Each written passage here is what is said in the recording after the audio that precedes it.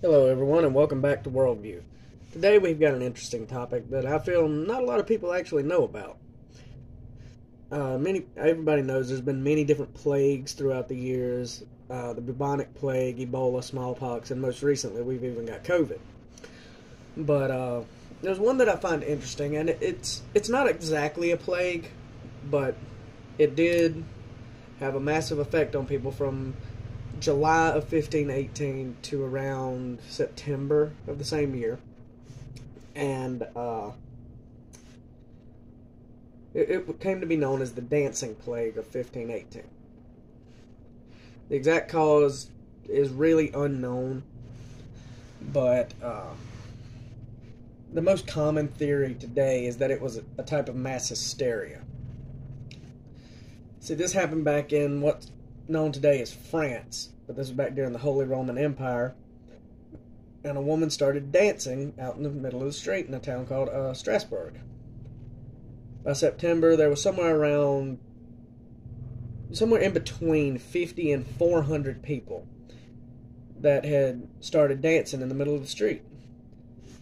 And this is unconfirmed, but it is believed that people would dance without stopping. They wouldn't eat, drink, or even go to the bathroom. And it's caused people to get dehydrated, have dysentery, and even caused some to starve to death. And it was so well known around the area that doctors, religious figures, they all came to this town, and they were taking the afflicted. They were taking them to the hospitals, and they were trying to contain the dancing. And the religious figures were brought in because of the fact that earlier in time, something similar had happened, and they chalked it up to demonic possession. And so they were trying to get the priests and anybody with authority over, quote, demons to remove these demons from people, because they believed that it was started with one demon and that they had possessed this one woman, and as she would dance, more people would come and watch her and get possessed by demons as well, and then start dancing, and they would dance themselves to death, at which point their souls would get taken and dragged down to hell. Now, as I said, there's a couple theories as to why this actually happened. And,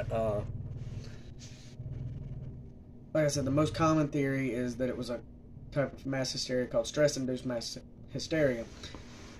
And that it was a fully developed case of psychogenic movement disorder, which is where one person starts behaving kind of weird, not acting like themselves, and it just spreads to other people, just like a plague does. And it causes all bunch of people to start like displaying this really bizarre behavior that the first person was doing.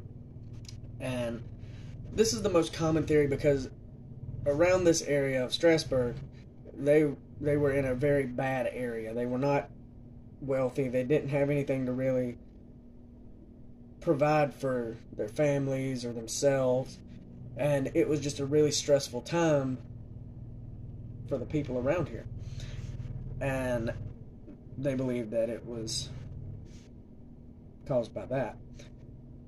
But the other theory is that it was actually caused by food poisoning.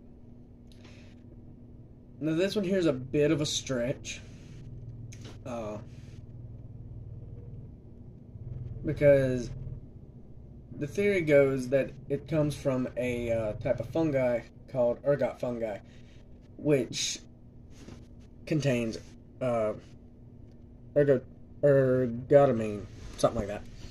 I don't know how to actually pronounce that, but it's something very, very similarly structured to how they first made LSD.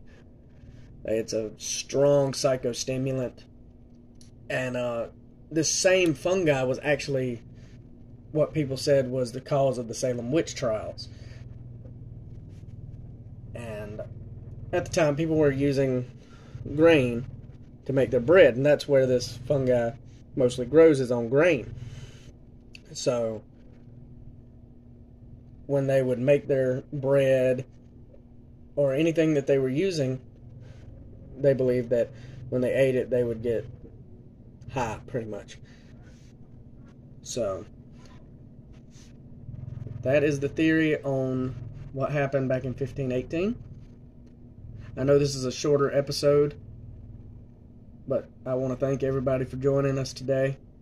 And I hope you found this episode informative and enjoyable. And I really hope to see you back again next time for another episode of Worldview.